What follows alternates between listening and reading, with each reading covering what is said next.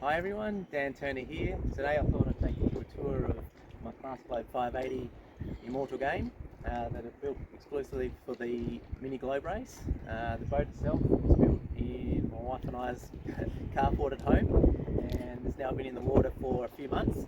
So yeah, let's go, come on board.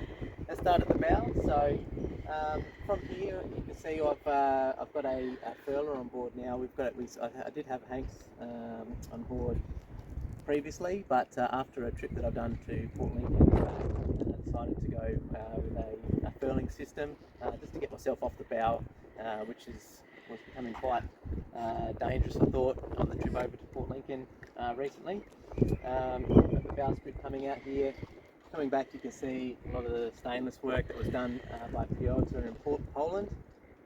We've got the lifelines coming back. I've recently added a second lifeline running through from the bow to the stern, which is a requirement of the new race rules for the mini globe race. Hull number 05. We've got the 05 on top, which is a requirement for race regulations, all in high vis requirements. Moving back, we've got sea deck all across the boat. So sea deck was installed basically to help me not slide all through the deck. It was something that was recommended by Don McIntyre, and I found that very, very handy for this boat, and especially moving forward from the cockpit. We've installed jack lines now to move forward and keep myself safe. We've got obviously a Selden mast and boom, quantum sails. We've got the electrics coming from the top, so we've got a masthead light that comes down and runs down the mast and into the hull, also with the antenna coming down there as well. Coming back, we've got the mid hatch and also jib tracks and a bubble that was completed. I'll put that in there. That one's actually been tinted as well, so I can look around and get a bit of a 360 view of everything. I've added a little dodger here. Not sure what that's going to protect, hopefully a little bit, obviously to mitigate some of the water coming down the companionway.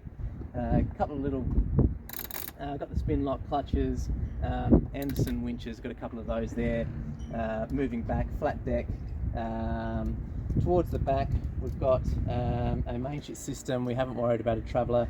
Basically, we just clip on, depending on what we're doing, either inside or on. If I want to get the main sheet outboard, I can get it right out off the side and give myself some more cockpit space.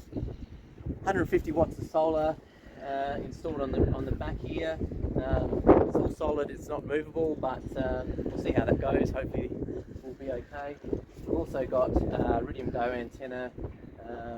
We've got the runners here and a small wind generator which was recently installed as well.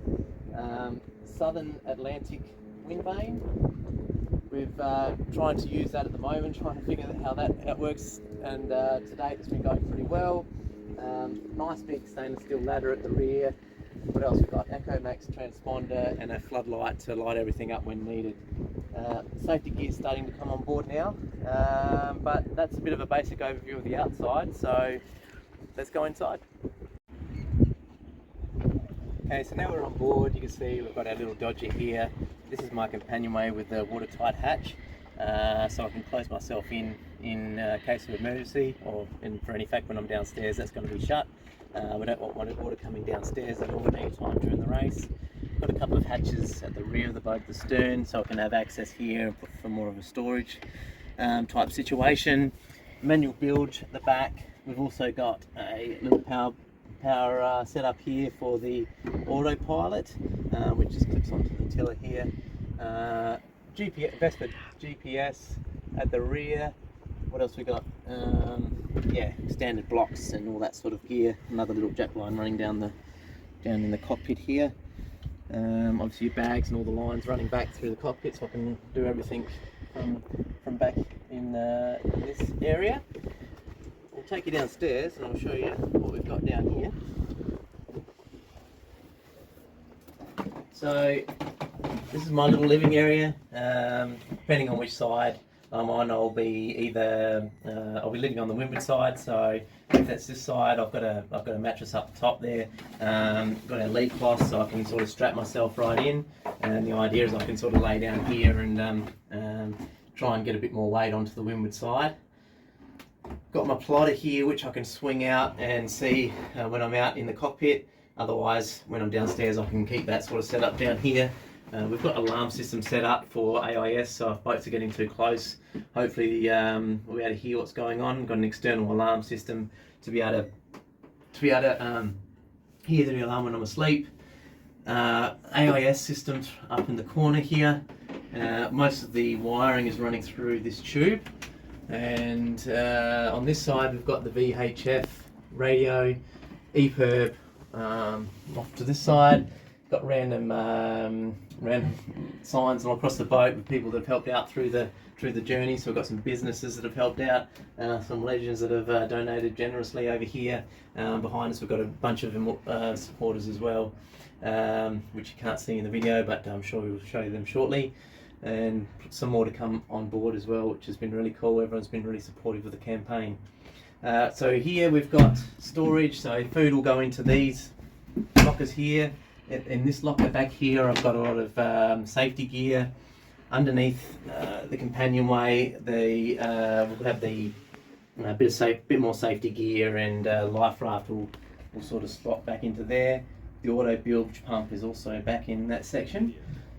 We've got the galley here, so I'll be doing my cooking on a jet boil system there. Here I'll have all my potable water just in the central area of the boat, just to keep it central and out of the way. The batteries are actually inside these lockers here, so these will be actually watertight, and the batteries are all locked down. We've got a bit of electrical in that sort of area just to keep it all out the way. And this is the watertight box with all the main electrical systems. So we've got the bilge pump switch here, the main battery switches here, Echo Max transponder, and then you've got your random switches, floodlights, running lights, stern light, anchor lights, instruments, VHF and DC outlets all available at this corner here. Back on the port side we've got an Iridium Go set up with a power outlet to the side there. Compasses, and obviously got your fire extinguisher, sink, and to the front we've got a watertight bulkhead. So again, when things are nasty, or I'll probably keep that shut most of the time anyway, but the idea is if something ever happens to the bow and that's compromised, then water won't be able to come into this section. So this is going to be my little bubble essentially that will keep me safe throughout the whole journey across the world. Thanks guys for watching the boat tour. I really hope you've enjoyed the quick little tour that I've done for you guys today. As I said, within 6 weeks now we're looking to get this boat into a container and overseas to Spain. Once there, I'll be meeting it there in early November and then sailing around to Portugal. It's all going to come around quickly. We're now in July, so within a few months I'll be overseas and getting ready for this big race. I hope you guys can stay tuned and really enjoy this process as we get closer to the race, and looking forward to keeping you guys in tune with what's happening. Thank you very much. Bye.